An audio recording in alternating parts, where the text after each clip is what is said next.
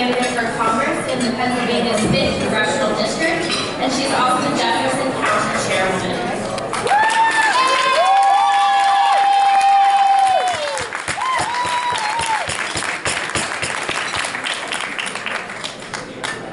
Thank you, everyone.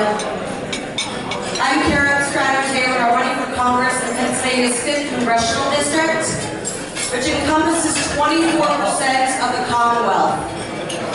It has all but part of 16 counties, and it is rural, and it is poor. Let's take a moment and think about the theme of this week. The theme of this week has been unity. We have been asking Bernie delegates to come into the fold, and yet at the breakfasts and lunch of the Pennsylvania Democratic delegation, we haven't talked about the issues in the middle of the state.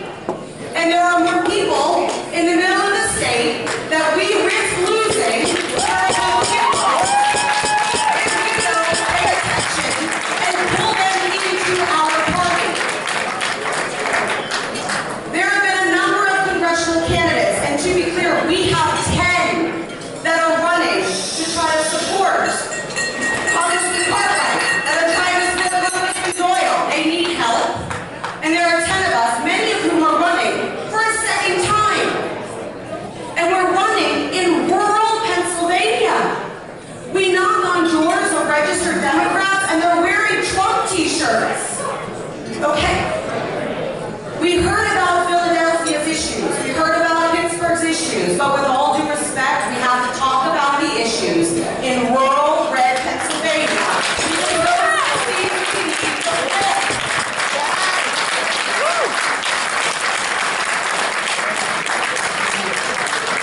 The opioid crisis that is creeping across rural Pennsylvania is killing our families. And I didn't hear it mentioned not once this week.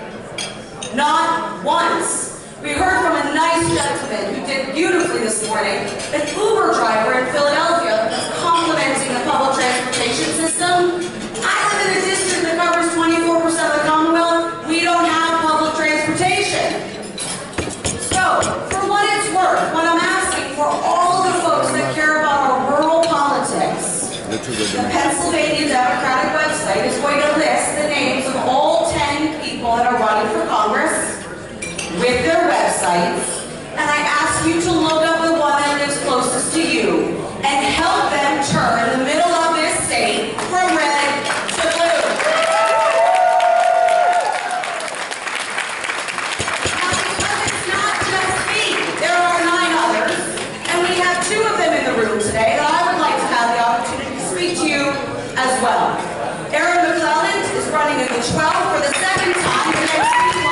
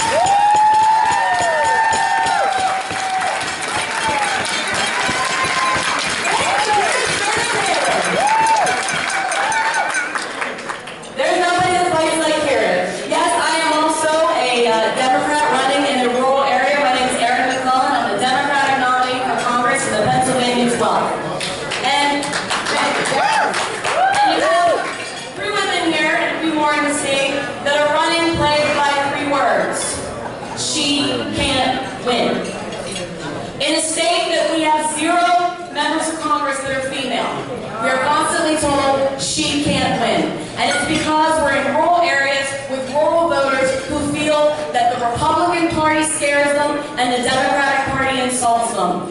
But let me tell you something. She can win. If we embrace the pure constitutional views of people in these areas, we can win.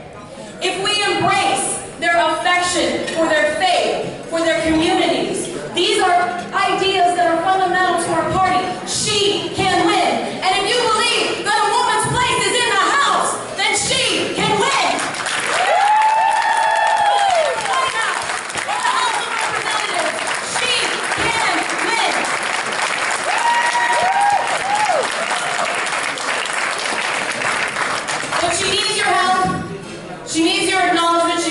support, because Kerith and Mary Ellen and the rest of the congressional candidates are going to keep fighting despite these gerrymanders. We're going to keep working to bring rural voters back to the Democratic Party. We used to have them, and they're lost and abandoned, and we need to bring them home. We need to bring them home not just for us, but for the next generation of Americans, so they don't also inherit a world worse off than their parents. We owe that to rural Pennsylvania. We owe that to the Democratic Party, and we owe that to every woman who has the guts to put her name on the ballot.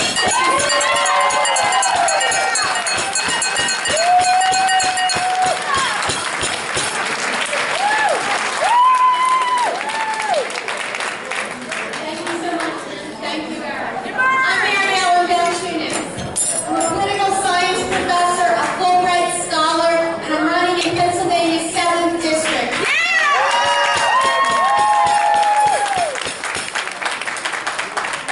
A district that America Votes describes as the most gerrymandered district in the state. And I hear it all the time, you can't win. In fact, I was told by Congressman Brady in 2014 when the party asked me to run that I wouldn't win in 2014, that I had to run a second time in 2016 because more Democrats come out in presidential races, with Hillary on the ballot, more women will come out. And now, as a political science professor with Trump on, I believe, like my sisters, that if the Democrats help us, we can really win this election.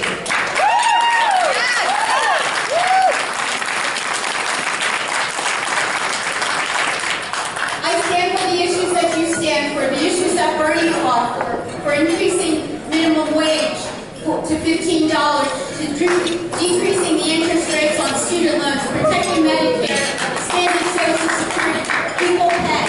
And the biggest issue for me, and the biggest difference with my opponent, and he's the opposite in all those issues, he's voted against increasing minimum wage.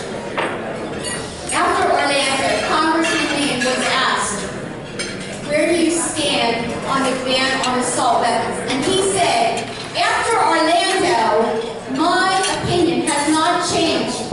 I still do not support a ban on assault weapons. Exactly. And if you want to increase minimum wage, get equal pay, protect Medicare, expand Social Security, and change the gun laws, then change the Congress and Pennsylvania.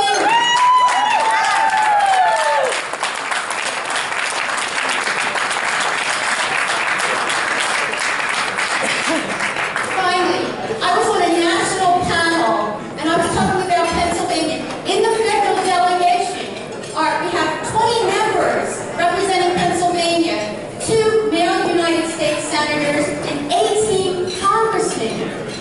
People across the state, people across the nation couldn't believe that Pennsylvania has 0 women in its delegation.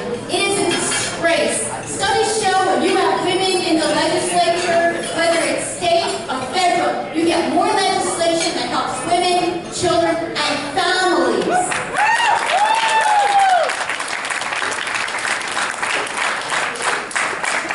My master's is in public administration managing government.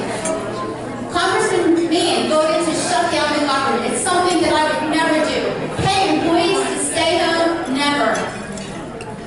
So Congressman Meehan voted to shut down the government. It's the women in the House and the Senate, the Democrats and the Republicans. They get together for breakfast. They talk about their children. I'm proud to introduce my daughter, Lauren Harris, who has breakfast on million marches, who has been there and helped me.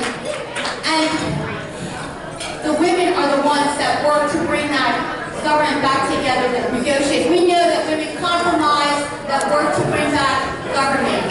Please, send us to Congress. You will see a working Congress. We need your help, but we need to do it with you. Thank you so much.